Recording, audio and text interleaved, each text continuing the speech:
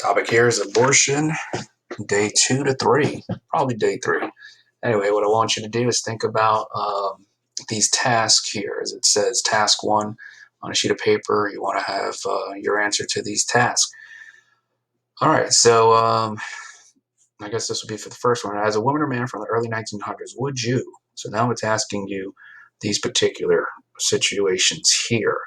And keep in mind, this is not about you personally. This is about you making the decision in the 1900s, dealing with the Comstock laws, the abortion laws. Um, at that particular point, you have to think about the history here. So you want to be historically accurate with that. These are items that we addressed the last class.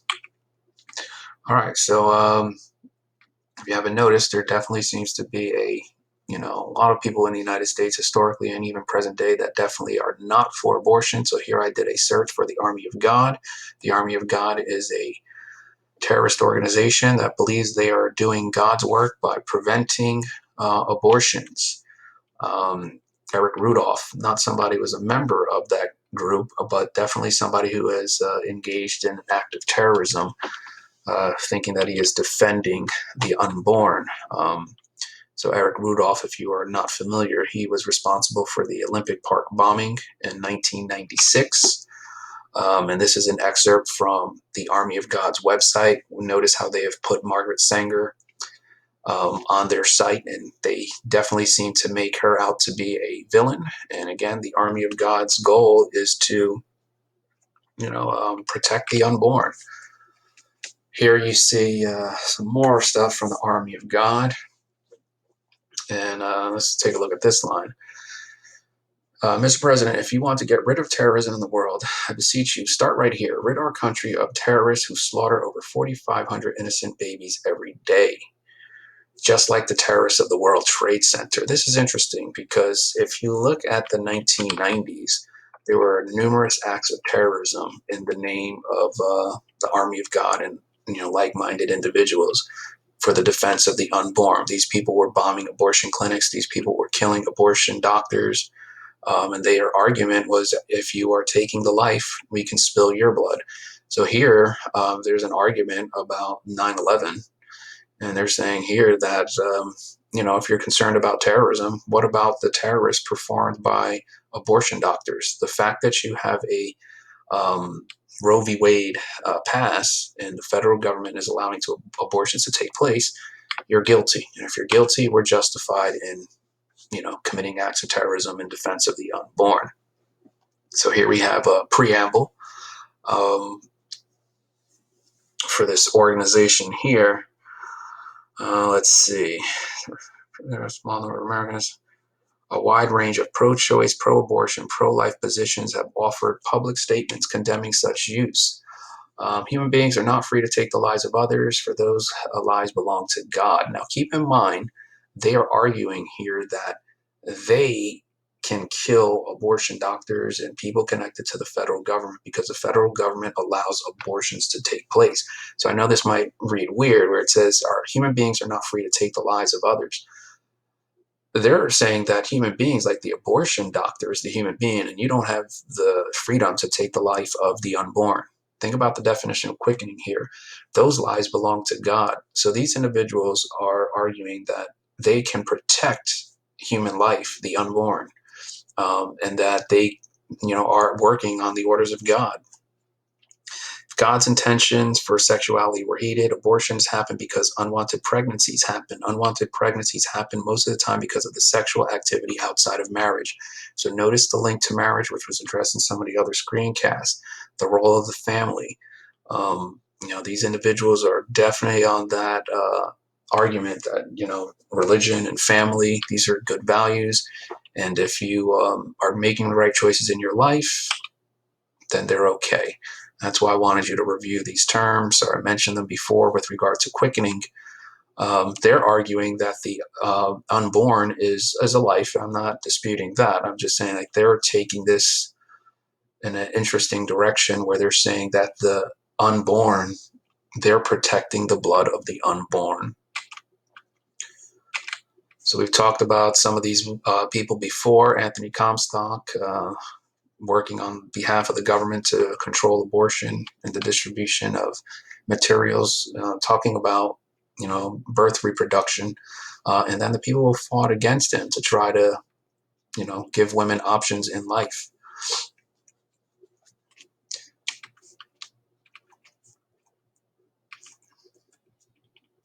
This law right here, 1976, state could not require a married woman to get her husband's consent before having an abortion. Should the unborn be afforded legal rights? What rights does the father have? If we click this link here, we would go to the trailer for the Army of God film, where they would talk about the defense of the unborn. And so they're arguing that the unborn does have legal rights. So if the Army of God kills an abortion doctor, they did nothing wrong because you were going to kill the unborn. Task number 2, write a law that bans abortion. Take a look at this actual law. The key here is that abortion is not allowed.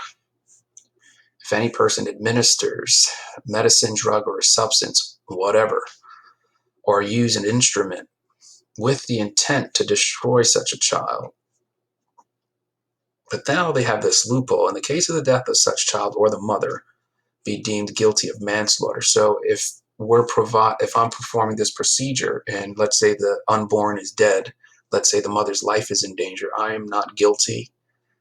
If the mother dies, if anything happens, I can possibly be found guilty of manslaughter.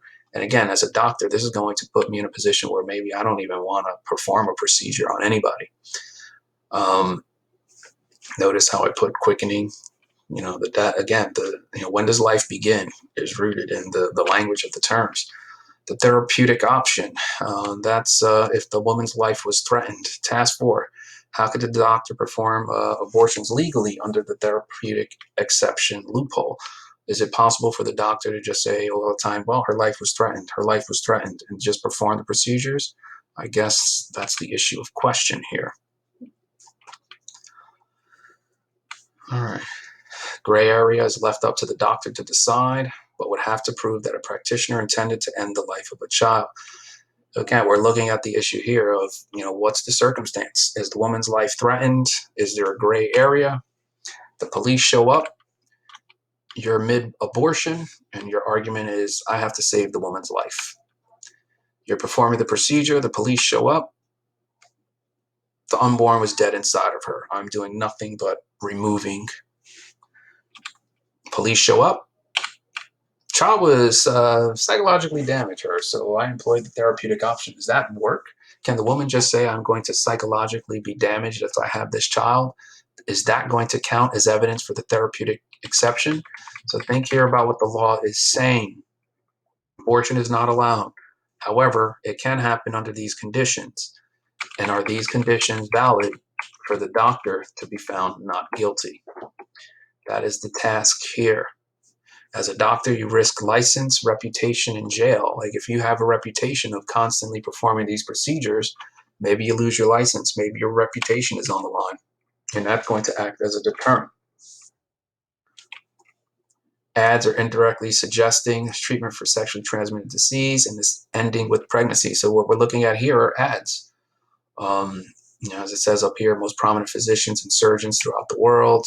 So if you're in the know, this ad being in a newspaper, this might be a way for you to determine whether or not you can get this procedure performed. And of course, that's going to open up this facility to the authorities, which is why the police are always one step behind you in the abortion game. Here we have another one, Dr. Glass's Eclectic Dispensary. And this advertisement here, suffering from weakness. Here he talks about some of that. So again, this is an ad that is being used to attract people. And here we see Glass up here.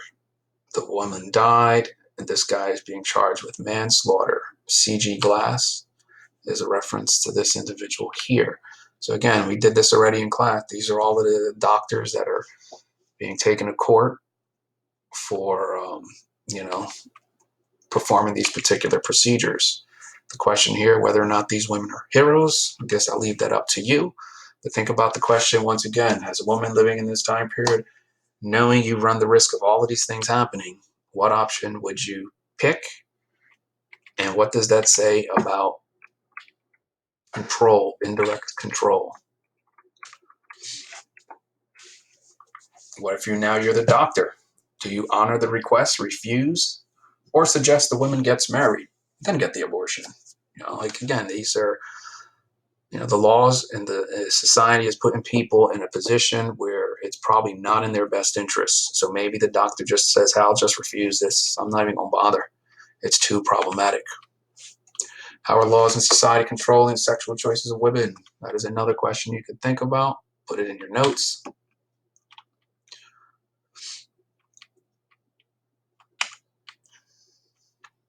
So this is looking at the Glass case.